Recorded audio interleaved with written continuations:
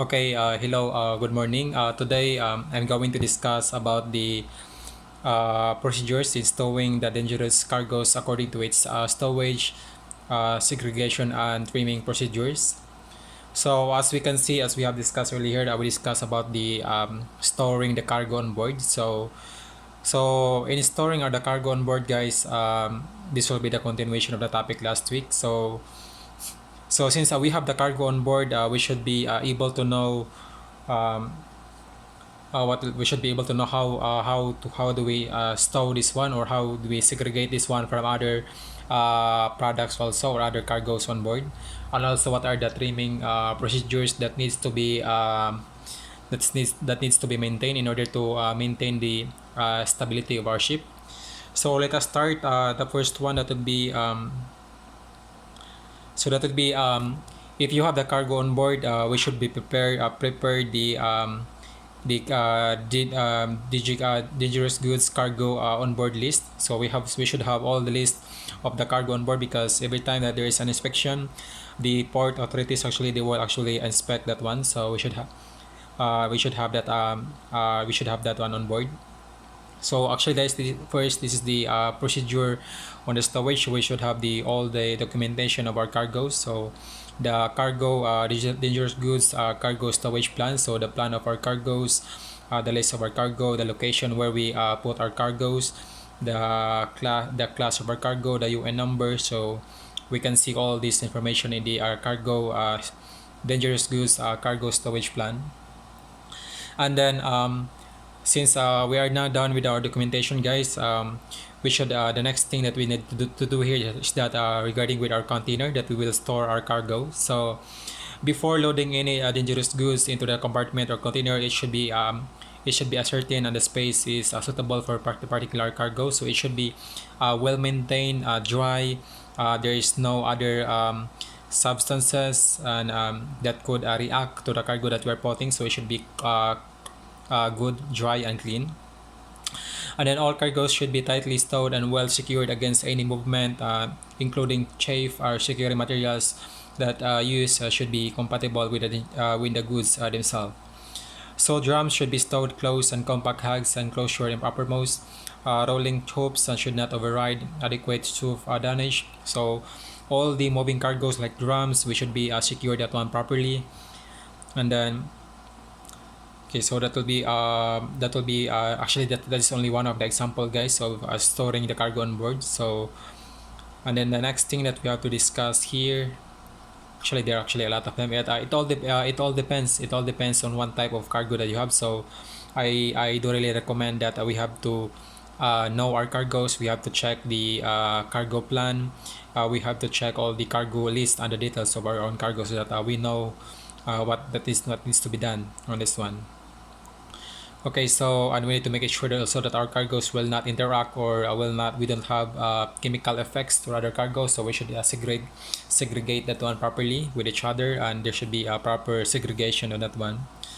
So the next thing that we have to discuss here, since we have the cargo on board, since we have the cargo on board, we follow the cargo procedure plan. We store that one properly, we segregate that one properly. So we maintain we secure that one properly, and then we put that one to its segregated position or location, or our container, or in our ship. So the next thing that we have to do here is that we have to do the trimming, or the maintaining the balance of our ship. So as we all know, cargoes could there should be sometimes actually there's something like uh, a change in the trim of our ship, especially if it is rolling, if there's a lot of movement of our ship, because usually if our ship will keep on moving, sometimes our cargoes so actually it will move from its storage. So there could be something like a vibration effect that could affect the stability of our ship. So in trimming, guys, I'll give you an example here. So that will be trimming a cargo reduce the likelihood of cargo shifting and minimize the air entering the cargo. So part of the trimming, it minimized the entering of the air entering the cargo. So as we all know, um, the cargoes that we have, depending, actually it depends upon the cargo that you have. So there are some cargoes that it should be tightly, there should be no other contamination like the air, because sometimes it can contaminate the cargo, so that is not good. An air entering the cargo should be lead to a spontaneous heating. So, yep, it could also result for combustion or an explosion or something like a fire on board. So, to minimize the risks, and cargo shall be trimmed reasonably level as necessary. So, cargo spaces shall be full as practicable without resulting in excessive loading or in the bottom structure, twin deck to prevent sliding or solid board cargo. So due to consideration that shall be given the amount of solid bore cargo in each cargo space, taking into account the possibility of shifting and longitudinal moments and forces of our ship. So cargo shall be spread as widely as practicable to the boundary of cargo spaces, alternately holding restrictions as required by the SOLAS Chapter 12. So may also need to be taken into the account. The master has the right to require the cargo be trimmed level while there is any concern regarding stability based upon the information available, taking into the account the characteristic of the ship and the intended voyage. So usually, guys, trimming, guys, actually, mostly this is actually done by the chief mate, because usually chief mate the one who takes care of the cargo most of the time. So, but anyway, sometimes actually anyway it's here that the master also, but anyway the master has all the authority on board, so there's no problem for this one. But mostly the one who will maintain the cargo stowage, actually that will be the shipmate. Okay, so for trimming purposes, solid bore cargoes can be categorized as cohesive or non-cohesive. So what do we mean by cohesive? So let non-cohesive ball cargoes having an angle repose less than or equal to 30 degrees. So for non-cohesive, guys, there should be an angle repose of 30 degrees. So it should not be more than one. It should be equal or less than 30 degrees for non-cohesive cargoes. These cargoes which flow freely like grain, example that the grain, the sand, or what type grain, sand, or other molecule type of cargoes, so shall be carried according to the provision applicable to the stowage of grain cargoes. The bulk density of the cargo shall be taken into account when determining the scantling and securing arrangement of the division and bin bulkheads, the stability effect of the free cargo surfaces. So the non-cohesive ball cargoes have an angle repose greater than 30 degrees to 35 degrees exclusive.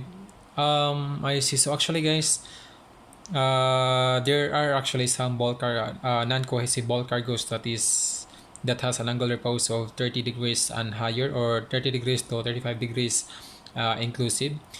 These the unevenness of the cargo surface measured by the vertical distance between the highest and the lowest level of the cargo surface shall not be exceed b over 10, or b where the beam of the ship is meters, which with a maximum allowable height of 1.5 meter. So loading carries out using the trimming equipment approved by the competent authority. So as we can see with our discussion board in our canvas, so there's an example there that we are loading some grains. So we have to calculate this one. So the shipmate, usually the shipmate will calculate this one. So in order to have a safety storage on board. So non-cohesive bulk cargoes pose a risk of shifting. So it is important that these cargoes are properly declared. In a recent case, the shipper incorrectly declared an angular repose for the cargo of the granule pig iron, effectively declaring the cohesive cargo as non-cohesive. Because of the risk of shifting in transit, non-cohesive cargoes are subject to additional requirement under the IMSBC code. So as we have discussed, it was last 3 weeks ago, during the midterm. Cracking the code. Firstly, it's important to understand the definition provided by the IMSBC code. The angle or the definition, guys, the angle of repose means that the maximum slope angle of non-cohesive, or example, free flowing. So free flowing granular material like grains, sand, or any type of granular material, and it is measured the angle between the horizontal plane and the cap slope of such material. Cohesive material means that the material other than non-cohesive materials. Non-cohesive material means dry materials that readily shift due to sliding duration at transport, as listed in Appendix 3 of the code. The cargo in question was declared by the shipper under the bulk cargo shipping name BCN, iron smelting byproducts, the schedule of which states uh, not applicable for the angle of repose. So mostly those are the things that needs to be maintained on the trimming of our ship, so the angle of repose. So we should be maintained, guys, that for let's give a quick recap here. So for the non-cohesive, that has angular repose that is below 30 degrees. So these cargoes are free and likely to grain, so shall be carried according to the provision applicable to the storage of grain cargoes. So we should follow our cargo plan here. So we should follow what will be the card what will be the desired trimming, or the shifting trim. Actually, guys, trimming the trim, actually, it is the, based on my knowledge here, it is the balance between the ships. So we should we should maintain what is the desired angle for our trimming, what will be the desired draft, or the difference between the draft from the fore and the aft. So actually that could also be double check on this one. Okay, so I think that's all here. So yep, that's all the things that we need to do. So as we have known, before we receive the cargo on board, we should have the cargo plan, we should have all the details of the cargo, and we should have the all our container and compartment. It should be well maintained and good, and cleared and dry in condition, which will not contaminate our cargoes. And if you have multiple cargoes on board, we should segregate that one properly with other cargoes, so that it will not communicate.